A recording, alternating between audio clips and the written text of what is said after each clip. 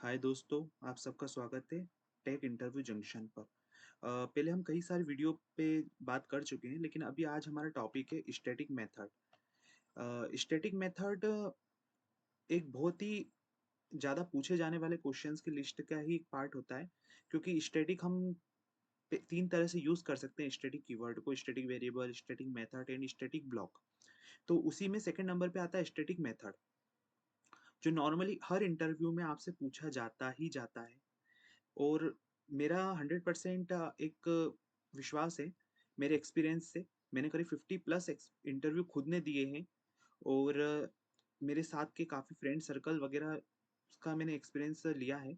तो उस हिसाब से मैं इस पूरी प्लेलिस्ट को तैयार कर रहा हूँ एक व्यवस्थित तरीके से, जो आपका हेल्प करेगा। ओके, आप इससे कंटेंट ले सकते हैं, टॉपिक ले सकते हैं कि कौन-सा क्वेश्चन आपसे पूछा जाएगा इंटरव्यू में, और फिर आप उसे अदर सोर्सेज़ से भी ले सकते हैं। मैं एक छोटी कोशिश ज़रूर कर रहा हूँ यहाँ पे आपको एक प्रॉपर आंसर प्रोवाइड करने का, बट आप फिर भी अगर चाहें तो अदर अपने लेवल पे, अपने हैंड पे उसे समझ सकते हैं। लेकिन ये एक है कि हाँ, ये प्रॉपर आंसर है। मैं तो यही आंसर देता था, बाकी हर हम एक डेवलपर हैं और हमें हमेशा ज़्यादा से ज़्यादा जानने की कोशिश करते रहना चाहिए।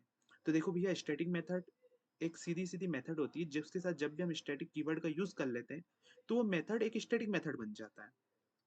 और स्टैटिक मेथड का एक बिल्कुल सीधा आता है कि स्टैटिक मेथड बिलॉन्ग करता है क्लास से, उसे ऑब्जेक्ट से फ़र्क नहीं पड़ता। क्योंकि आपको, अगर आप एक डेवलपर हो, क्योंकि मैं यहाँ पर किसी भी बिगिनर के लिए सीरीज़ नहीं है, ये इंटरव्यू देने वालों के लिए। तो आप बहुत रियली जानते हो कि हम जब स्टैटिक कीवर्ड को यूज़ करते हैं, तो हमें उस मेथड का ऑब्जेक्ट बनाने की ज़रूरत नहीं पड़ती उसे इन्वोक करने के लिए। हम उसे बिना ऑब्जेक्ट के ही रन करा लेते हैं। और स्टैटिक मेथड की एक विशेषता है कि बिलॉन्ग करती है क्लास से, rather than instance of a class. Okay, तो उसे ऑब्जेक्ट्स से फर्क नहीं पड़ता है। स्टैटिक मेथड किस में चेंज कर सकती है? तो स्टैटिक मेथड सिर्फ स्टैटिक डेटा मेंबर्स में ही चेंज कर सकती है, उन्हें ही इनिशियलाइज कर सकती है। तो अगर आप ये 4 लाइन भी बोल देते हो, तो आपका एक प्रॉपर आंसर बन जाता है। इसके अलावा मुझे नहीं लगता कि आपको कुछ और बोलने की ज़रूरत है। और इंटरव्यू में आपको जितना पता है, आपको उतना ही बोलना है। अदर आपको कोई ऐसी बात नहीं करना चाहिए, क्योंकि आप फिर खुद को फँसाने की तैयारी कर रहे होते हो। तो इसलिए मेरे एक्सपीरियंस के हिसाब से आप ऐसा कुछ भी मत करिएगा।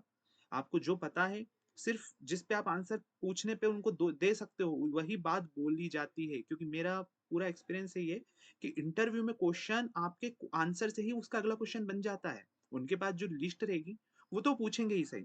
लेकिन जनरली एक इंटरव्यूअर अपने मन से भी पूछता है, वो आपके क्वेश्चन से ही आंसर उसको मिल जाएगा।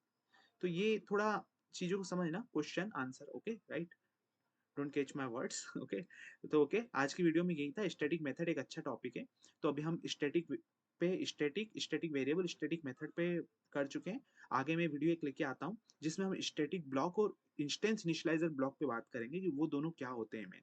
ओके, तो आप टॉपिक टू टॉपिक कवर कर सकते हैं। Okay, bye.